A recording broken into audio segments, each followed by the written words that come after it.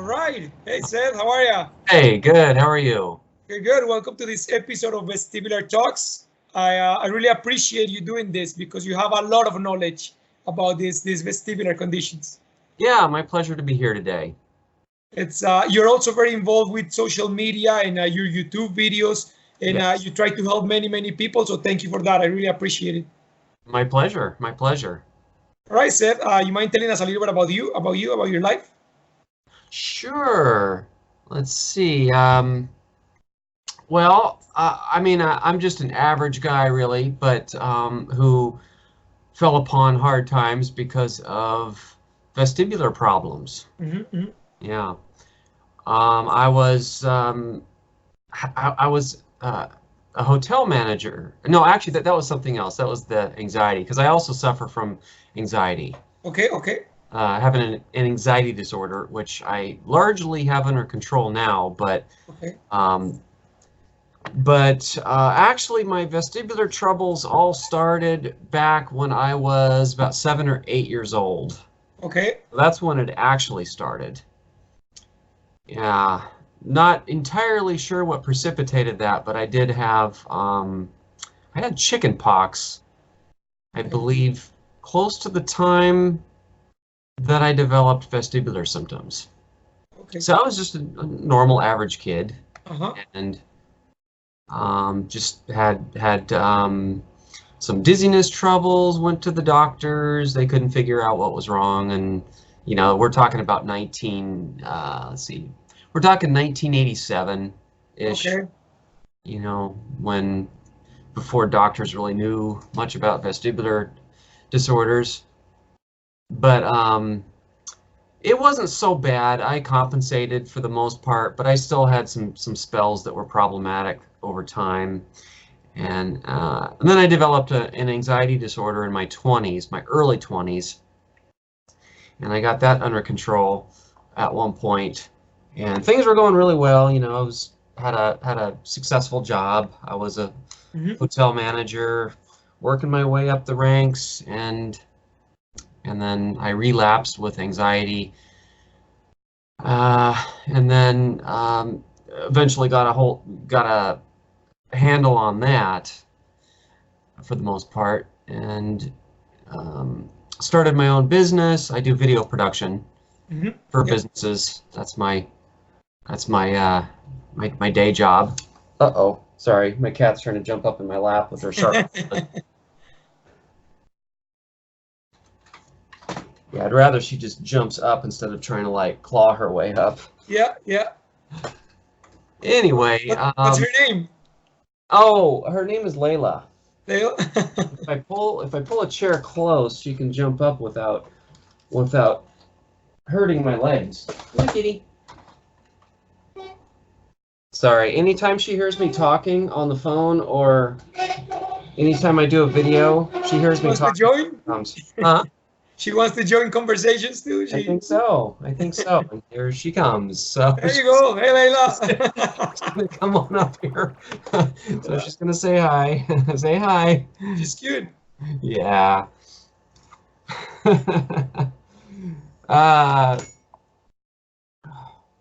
Yeah. So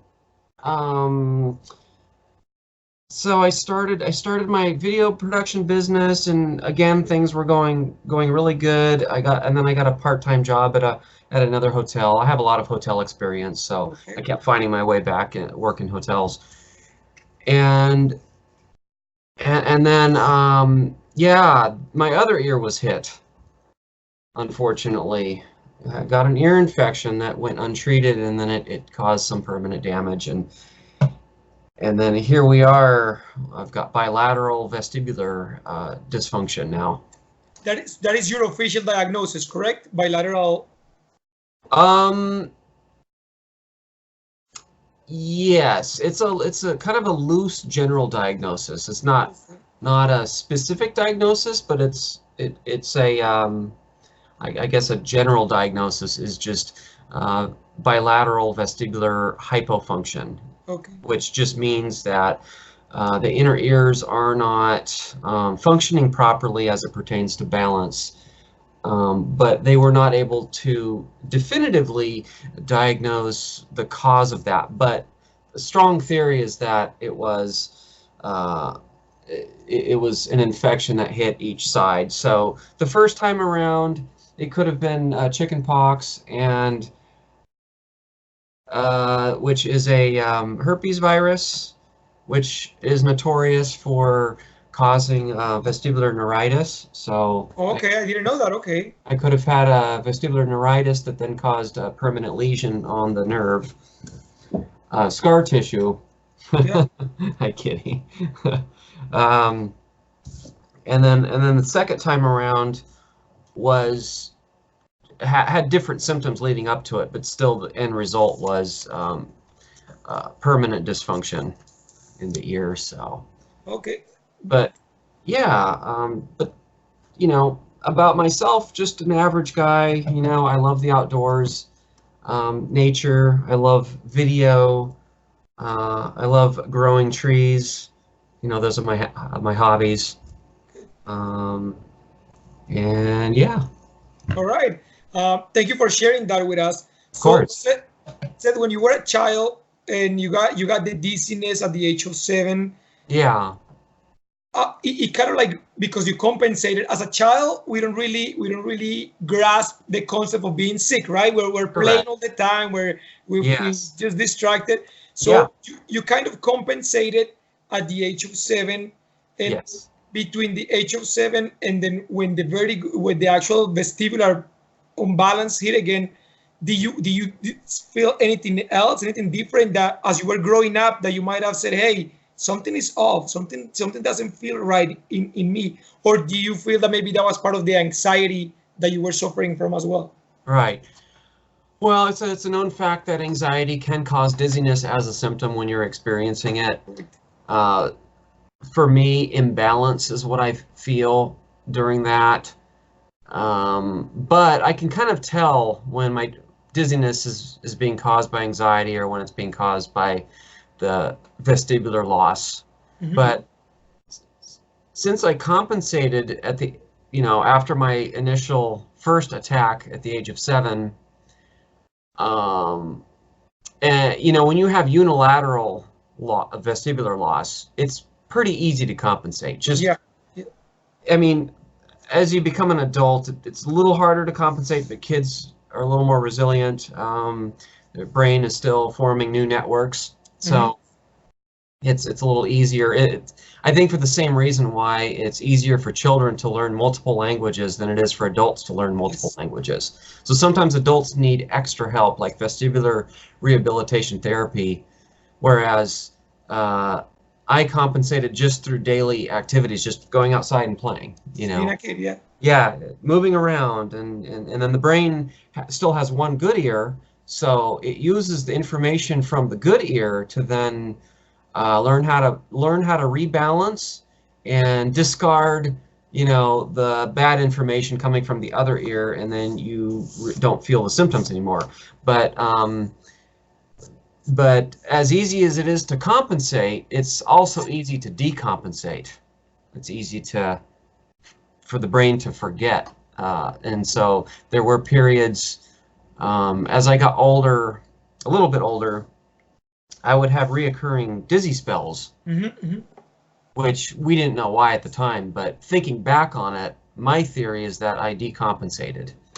Okay. Rather than any kind of active inflammatory process going on inside the inner ear, because I had no other symptoms. It was just, I would just start to feel off balance again, and it would kind of come and go.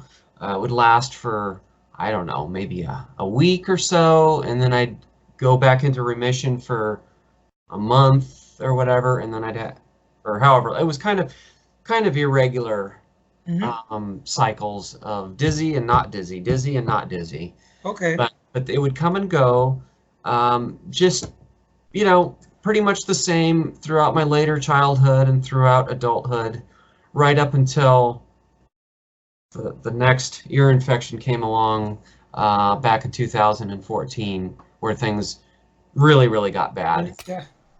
But up until that time, yeah, there were no other symptoms. It was just off balance would come and go, and it was very uncomfortable when it would happen. It's no fun, I know. Yeah, no fun.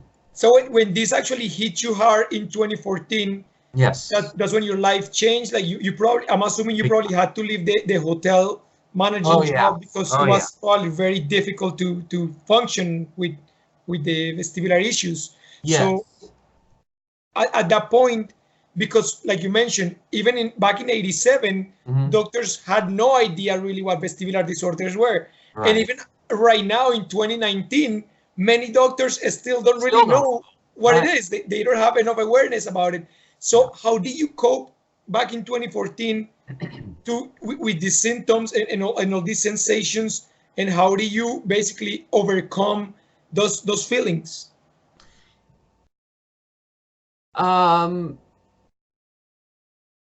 The short answer is I didn't cope because it was a new kind of dizziness that I don't think I had felt before. I'd felt just so many new symptoms. When it hit in 2014, I had the oscillopsia. When I would tip my head down, I would really my symptoms were always, since 2014, they were 10, well, maybe not 10 times worse, but they were worse with my head tipped down.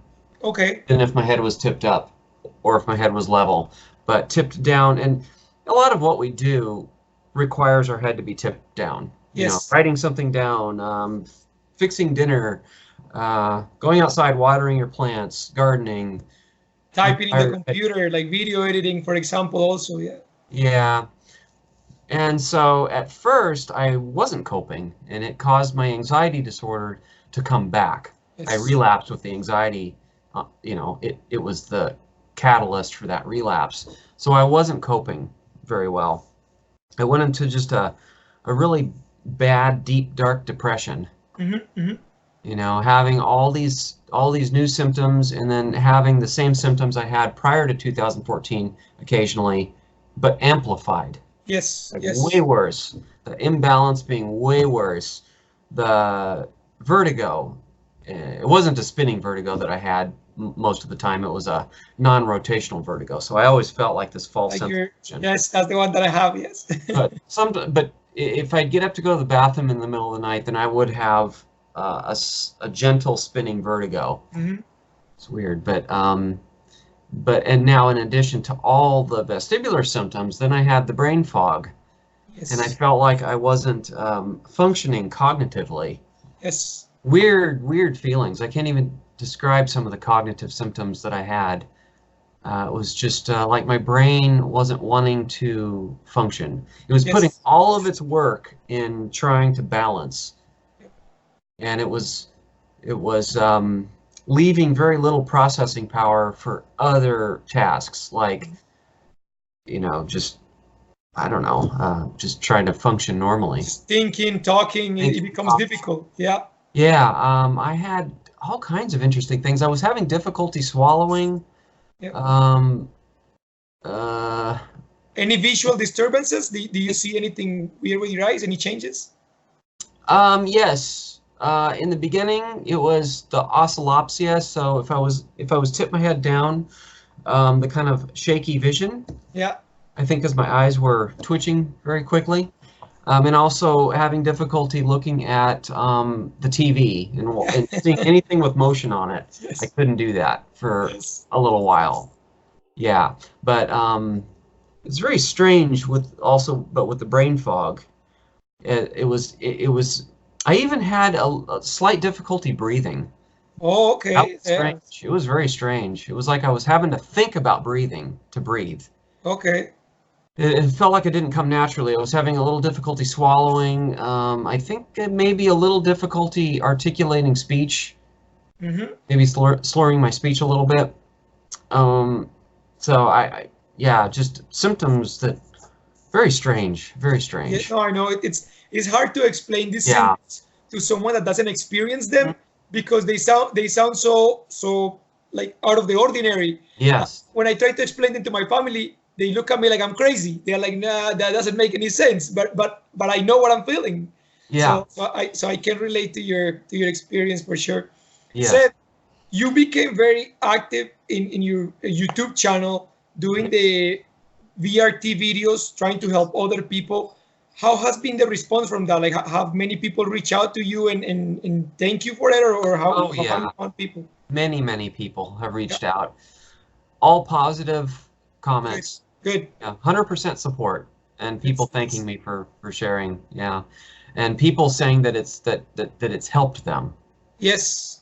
And these are VRT exercises that are tailored to my situation. Uh-huh. So it's possible that not all the exercises that I do are appropriate for the next person. For everybody, yeah. Of As course. you know, but I think that doing something is better than nothing. Yes. I think the main thing to get across to people is if you're feeling dizzy, and this is something I regret not doing at first. I really wish I knew better, but don't sit still.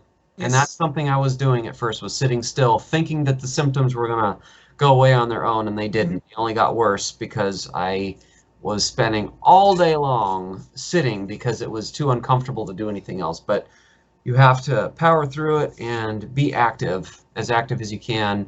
And just moving around doing everyday tasks will help in the Yeah. process, but you may need extra VRT, and doing something is definitely better than nothing. Yeah. But Well, but don't hurt yourself doing it, because you can hurt your neck, yeah. and I Use your have had some neck problems. yeah, the neck tension, and it's Yeah, hard to move it side to side or up and down because it's so yeah, constricted.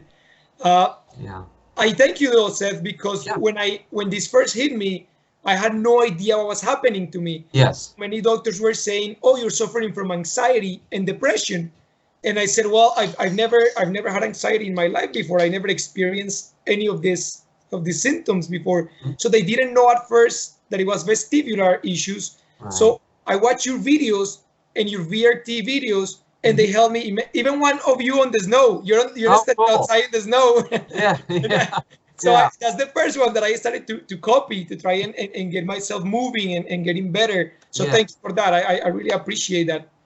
yeah. Seth, the other, sorry, Oh, no, no, go ahead.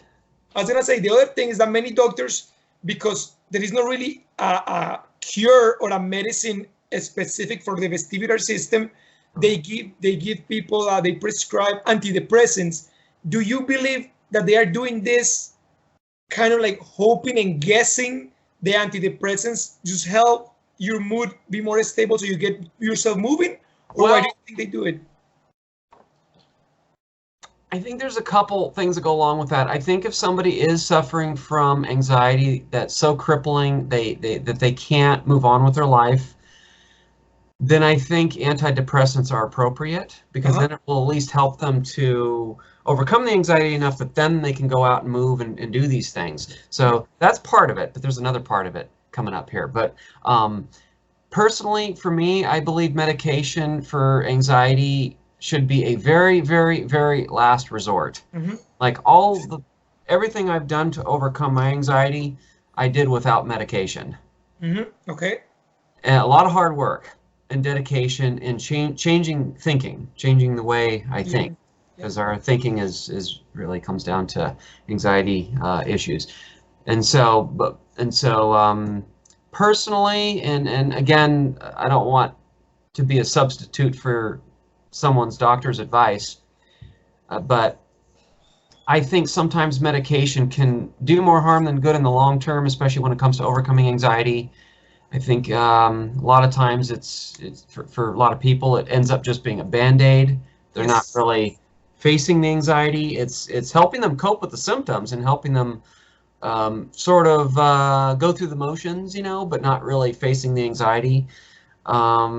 So I think medication should just be, personally, if someone just cannot move forward because their anxiety is so crippling. It's overpowering. But here's the other part of the medication. I have heard, I was reading some medical literature on the effects of an antidepressant called Celexa. Mm-hmm. And there was a study done. I encourage anybody watching this video here to do your own research, come to your own conclusions about this. I don't want to, pretend like I know the answer here, but there were some either one study or multiple studies showed that Celexa helps facilitate new connections in the brain. Okay. Especially as it pertains to vestibular rehabilitation. So some doctors have prescribed Celexa, not for anxiety purposes. In some cases, yes, of course, but some have. My doctor had even heard about the study. My doctor even prescribed Celexa to me, both for the anxiety. You know, this is before I decided I wasn't going to do it, because I just wanted to overcome the anxiety naturally. But that it helps facilitate new connections, and when you're facilitating new connections, the vestibular rehabilitation, of course, is I think more rapid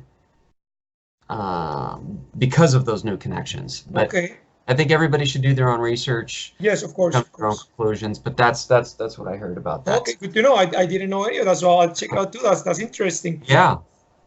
Seth, so 2014, now we're 2019, so it's 5 years for you. Yes. Dealing with this vestibular condition. Because you have bilateral vestibular damage, you will probably never get, I mean, and I don't mean this in a bad way. No, you probably never get to be like 100% cure from vestibular damage. But how do you feel now? Are you like maybe a 70%, like 90%? How do you feel yourself? So you are correct. The medical literature does say that people with bilateral vestibular loss, especially if it involves permanent damage on both sides, that 100% recovery from symptoms almost never happens. If you have unilateral damage, your chances of 100% remission from your dizziness symptoms is entirely possible, and usually happens. You usually have 100% recovery from your symptoms, not from the damage. I mean, the damage is always going to be there, but your symptoms, you can reach 100% remission if you have unilateral damage, and that's fairly easy, but still can take some time to get there, of course. A lot of dedication, hard work, and a positive mindset. Yes. And everybody progresses at their own rate. You know, it might just be a few weeks for some people, a couple weeks, or it might be a few months for others. But yeah, bilateral damage, I should stress, is much more rare. It's not as common to have damage on both sides. Yes.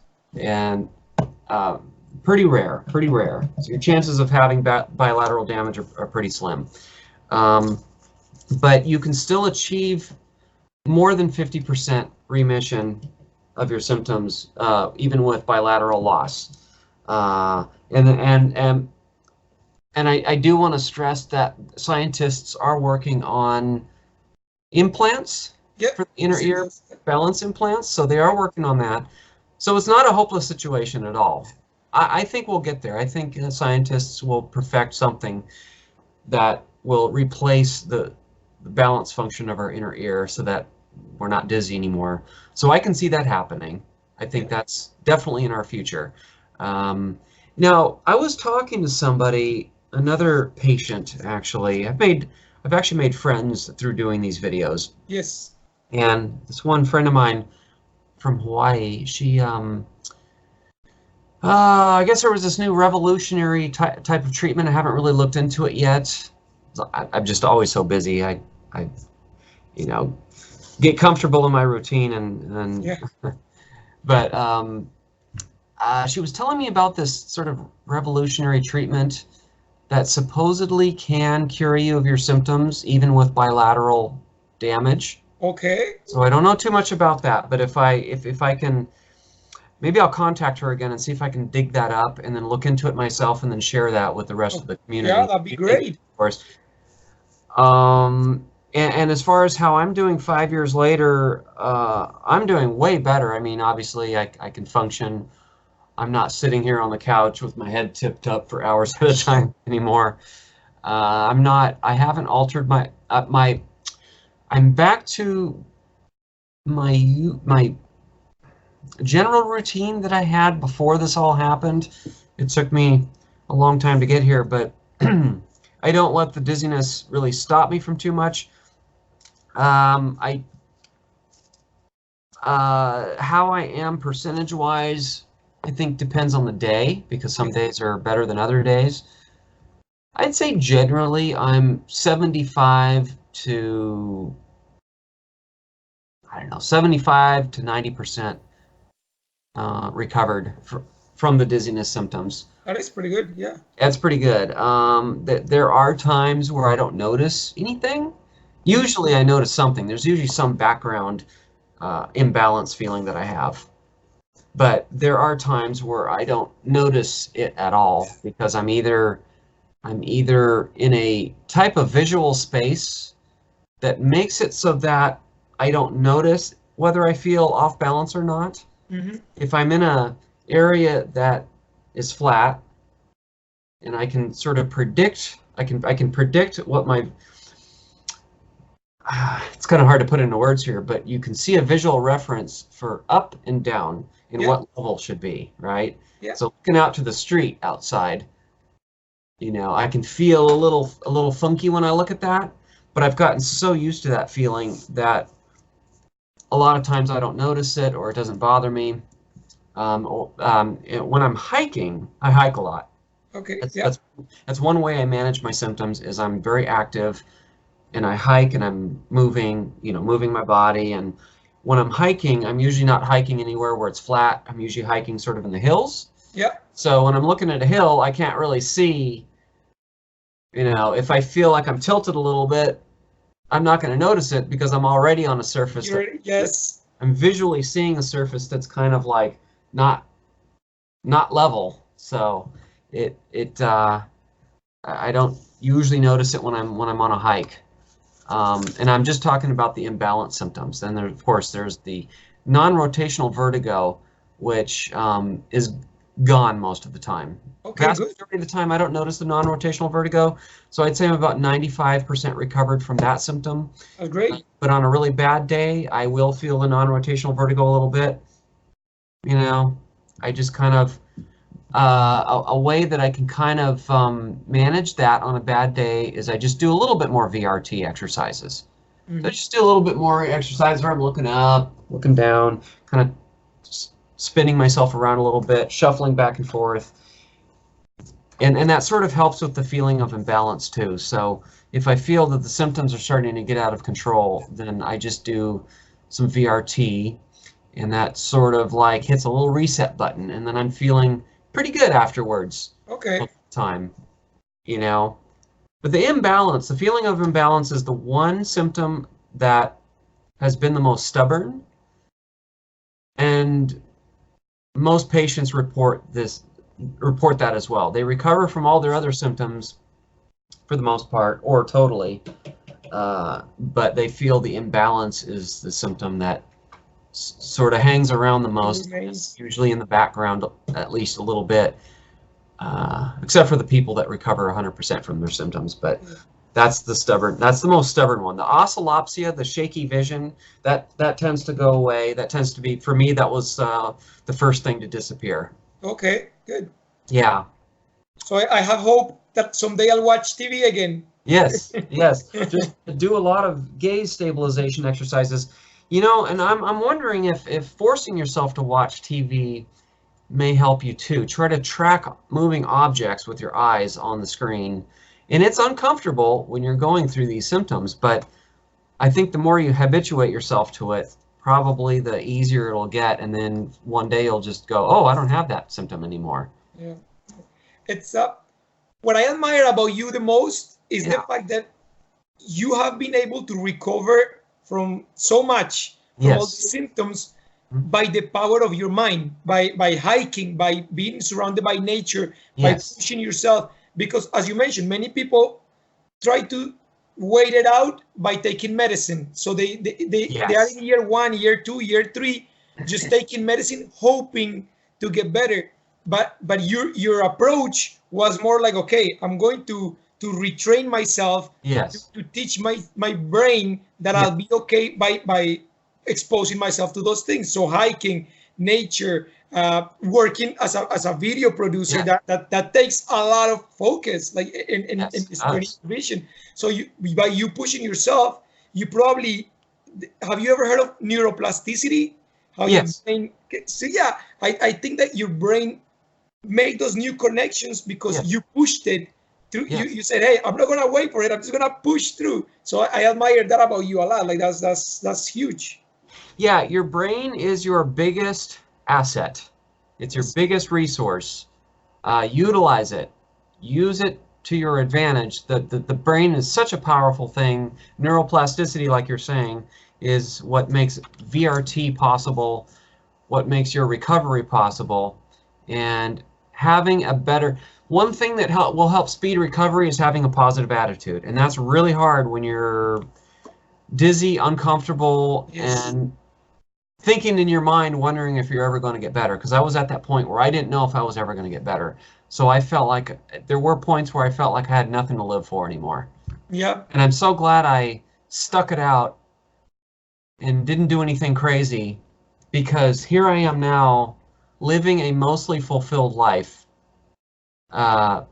Almost totally, because I can manage the symptoms pretty well. I have ways of keeping the dizziness symptoms from getting out of control. And that is just simply by getting up, moving around, doing just a few VRT exercises. I don't want to overdo it, because I was told not to overdo it, because you can sometimes make yourself dizzier if you do too much. Yeah. Overwhelm your brain. But if I start to get dizzy and I'm feeling kind of crappy, then I'm gonna do a very small set of exercises, just like 5 minutes. Just spend about 5 minutes, and it seems to really get me back, feeling back to my new normal. I call it my new normal, because of course I'm not 100%. Yeah. And I'm actually okay with that. I'm to the point where I've accepted that this is how I'm going to be until they get some implants developed. But it makes it easier knowing that I can get some relief when the symptoms start kind of building up again. Okay, and I got to go do these exercises, and then I know I'll feel a little better afterwards. There are still some days where I do feel better afterwards, but I still feel kind of crappy. Mm-hmm. But nowhere near the level of crappy that I felt in the beginning in 2015 when the other ear was hit. And find ways of distracting yourself. That's not hard for me. There's just so much to do all the time. But getting up, moving around really feels good. It makes a difference. Yeah. Oh, big difference. Yeah. All right, Seth, we're getting to the end of the interview. Is there anything else that you'd like to say to the people watching the video, like anything to encourage them not to give up? Yes, don't give up. Don't give up. As I said before, your brain will get you out of it. So just try to keep your head up, positive attitude, keep working at it. When you start on this journey, I have to be honest, you're going to feel a little bit worse at first when you're first doing your exercises, but that's normal. It means your brain's doing what it's supposed to be doing when you feel a little bit worse. So you're probably going to feel a little bit worse just for a little bit, not too bad, and then you'll notice a drastic change if you just keep at it and don't give up. Because I went from just feeling the worst I've ever felt to now being almost totally functional. Yeah. I'd like to invite everybody to follow you and to watch your YouTube videos. I have them saved on my favorites. So when I need to do really challenging VRT, sometimes I go to some of your videos and the internet and I watch them. Simply Seth. The channel is called Simply Seth. Simply Seth, yes. So I'd like to invite everybody to watch them, and you have a lot of other material in there about nature, about hiking. So it's great. It's not just about vestibular disorders. So I'd like to invite everybody to follow you and to come and watch your videos as well. Oh, thank you. Thank you. Right. No, thank you, Seth. I really appreciate it. And we'll keep in touch. And yes, if I find any more information, I'll email it to you. And likewise, if you find something, please do send it to me. And I'd like to learn more about it. Yeah, we'll do. Right. Thanks. Take care. All right, you too. Bye-bye. Bye.